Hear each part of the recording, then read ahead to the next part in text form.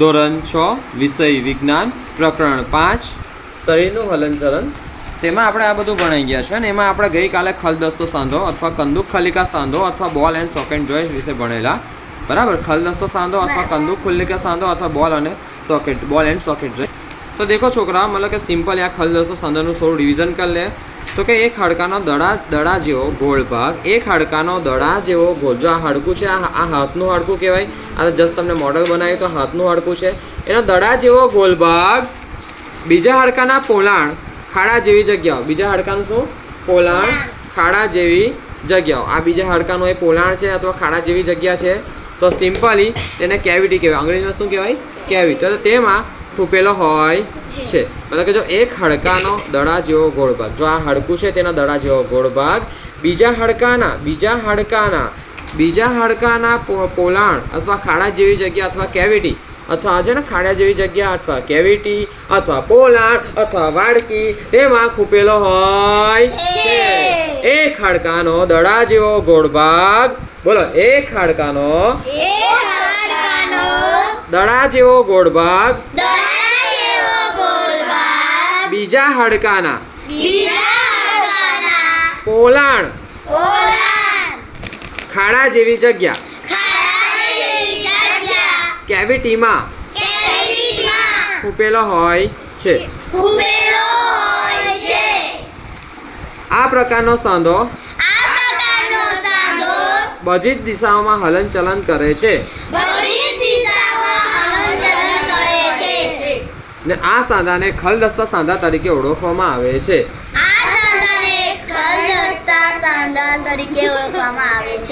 તેને કંદુક ખલિકા સાંધો અથવા બોલ એન્ડ સોકેટ જોઈન્ટ્સ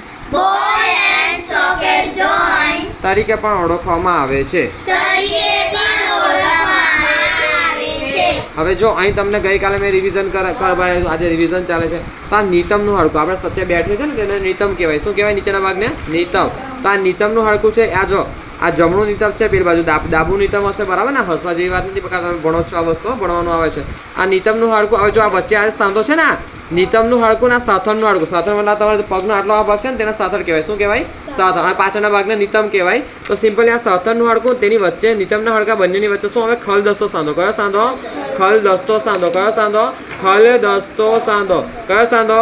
ખલદસ્તો સાંધો. જો પછી આ તમારો સવાલ પણ છે કે કયા સાંધા આગળથી અવયવનું હલનચલન બધી દિશામાં થઈ શકે છે? તો કે ખલદસ્તો સાંધો. કયો સાંધો? ખલદસ્તો સાંધો. કે કયા સાંધા આગળથી શરીરના અવયવનું હલનચલન બધી દિશામાં થઈ શકે છે? તો કે ખલદસ્તો સાંધો. હવે આપણે ઉખડી સાંધો અથવા પાઇવોટલ જોઈન્ટ અથવા અને પિવોટલ જોઈન્ટ અથવા પાઇવોટલ જોઈન્ટ તરીકે પણ ઓળખવામાં આવે છે. કયો સાંધો? ઉખડી સાંધો. કયો સાંધો? ઉખડી સાંધો પાઇવોટલ જોઈન્ટ. ગરદન તથા શીર્ષને જોડાણ કરતો સાંધો ઉખડી સાંધો છે. જો ગરદન તથા શીર્ષને જો આ ગરદન છે, આ ડોક છે, ગરદન છે, આ શીર્ષ છે, માથું છે. આ ડોક છે, ગરદન છે, આ ડોક છે, ગરદન છે, આ શીર્ષ. જો ડોકને ગરદન પણ કહેવાય. તો આ ગરદન, આ શું છે? ગરદન ને આ શીર્ષ એટલે માથું. તો અહીં જે સાંધો તેને ઉખડી સાંધો કહેવાય. કયો સાંધો કહેવાય? ઉખડી સાંધો. હવે આપણે આપણા મોડલને તૈયાર કરીશું. ઓકે, ચાલો. તો હવે આપણું આ મોડલ છે આદિત્ય મોડલ. તે આદિત્ય મોડલમાં તમે દેખો તો આ જે ગરદન છે, આ શું છે? ગરદન. અને આ શીર્ષનો ભાગ મતલબ માથાનો ભાગ છે. તો આની વચ્ચે જે જોડાણ થાય ને તે સાંધાને શું કહેવાય? અહીં જે જોડાણ થાય તે સાંધાને ઉખડી સાંધો. કયો સાંધો? ઉખડી સાંધો. Model turn around. Aditya L1. ચાલો, સરસ. તો દેખો છોકરાઓ, મતલબ ઉખડી સાંધો કોને કહેવાય તમને ખબર પડી? ગરદન તથા શીર્ષને, ગરદન મતલબ આ તથા શીર્ષને જે જોડાણ કરતો ભાગ જે સાંધો છે તેને કયો સાંધો કહેવાય? ઉખડી સાંધો. ચાલો. તેના દ્વારા શીર્ષને આગળ પાછળ વાળી શકાય છે. તેના દ્વારા શીર્ષને કઈ વાળી શકાય છે? આગળ પાછળ. જો જેમ કે આપણું મોડલ આદિત્ય તૈયાર છે. આગળ પાછળ, શીર્ષને આગળ પાછળ. ઓકે, મતલબ કે તેના દ્વારા શીર્ષને આગળ પાછળ વાળી શકાય છે. ચાલો દેખો. અને જમણી કે ડાબી બાજુ ફેરવી શકીએ. ચાલુ કરો. જમણી ડાબી, ઉપર નીચે, આગળ પાછળ. ઓકે, સરસ. ચાલો, તો આ ઉખડી સાંધાને મળે છે. કયો સાંધો? ઉખડી સાંધો. યાદ રહેશે ને આ રીતે ભણાવું તો. ચાલો આગળ વધીએ. ઓકે, તો હલનચલનનો પ્રયત્ન કરો. આપણે કરી લીધો પ્રયત્ન. આપણે મોડેલ છે આદિત્ય L1 રોકેટ છે, બરાબર. ચાલો મિસાઇલ. આ હલનચલન આપણા હાથના હલનચલન કે ખલદસ્તા સાંધા વડે હાથને સંપૂર્ણ વર્તુળાકાર ફેરવી શકીએ છે. ત્યાં નહીં, આ હલનચલન આપણા હાથના હલનચલન જે ખલદસ્તા સાંધા વડે આપણે હાથને સંપૂર્ણ વર્તુળાકાર ફેરવી શકીએ છીએ. જો હવે અહીં છે ને ખલદસ્તો સાંધો હોય, અહીં કયો સાંધો છે? બોલ એન્ડ સોકેટ જોઈન્ટ. જો હવે આ તમારો ભાગ છે ને આટલો, હા, તે આવી રહ્યો. જો આટલો ભાગ દેખાય છે, આટલો આખો ભાગ તે આવી રહ્યો. ક્યાં છે? આ રહ્યો. હવે જો આટલો આ ભાગ છે, તે ભાગ બી આવી રહ્યો, બરાબર. મતલબ કે કાગળનો નળાકાર છે ને આ તમારા હાથનો ભાગ છે, અને એની અંદર દડા જેવો ભાગ આવ્યો. કયો ભાગ આવ્યો? દડા. તો તે છે ને અહીં પોલાણવાળી જગ્યા હોય, પાછળ અહીં છે ને પોલાણવાળી જગ્યાએ તેમાં ખૂપેલો હોય, બરાબર.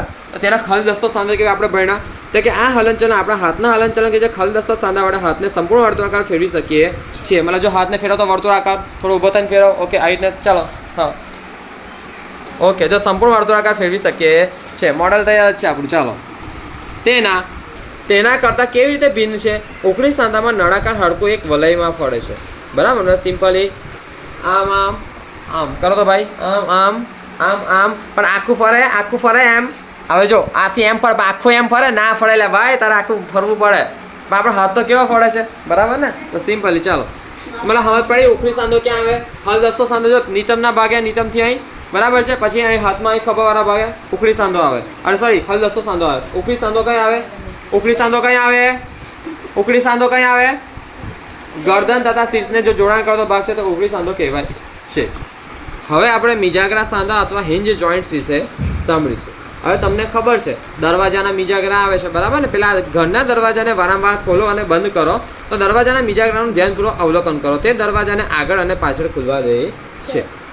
જો હવે આ દરવાજાનો જે આ છે ને આ વચ્ચેનો ભાગ તેને મિજાગરો કહેવાય. શું કહેવાય? મિજાગરો.